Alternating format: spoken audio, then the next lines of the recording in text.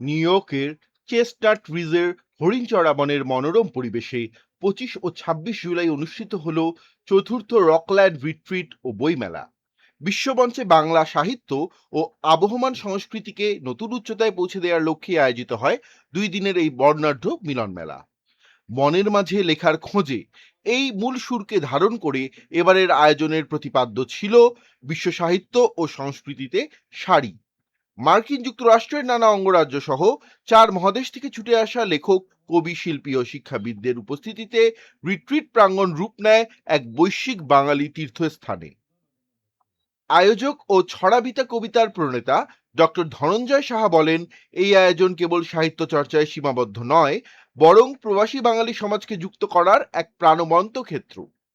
শাড়ির ইতিহাস, ঐতিহ্য ও বিশ্ব সাহিত্যে এর সাংস্কৃতিক তাৎপর্য তুলে ধরা ছিল আমাদের মূল উদ্দেশ্য। অনুষ্ঠানের কনভেনর জ্ঞানমেলা মন্তব্য করেন, শাড়ির প্রতিটি বুনন ও রং বাঙালির সমৃদ্ধ ইতিহাসের গল্প বলে, যা উত্তর প্রজন্মকে নিজেদের শিকড়ের প্রতি অনুরাগী করে তুলবে। লুইজিয়ানা বিশ্ববিদ্যালয়ের প্রাক্তন উপাচার্য ডক্টর মোস্তফা সরওয়ার অনুষ্ঠানটির আনুষ্ঠানিক উদ্বোধন করেন। এতে প্রধান অতিথি হিসেবে উপস্থিত ছিলেন বিশিষ্ট কবি সুবোধ সরকার এবং সভাপতির আসন অলঙ্কৃত করেন কবি মোহাম্মদ নুরুল হুদা।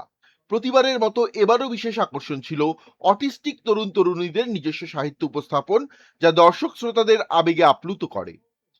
বাঙালি সংস্কৃতি ও দূর পরবাসের শিকড় খোঁজার এই ধারা অব্যাহত রাখতে আয়োজকরা ইতোমধ্যে পরবর্তী বর্ষের সময়সূচি ঘোষণা করেছেন।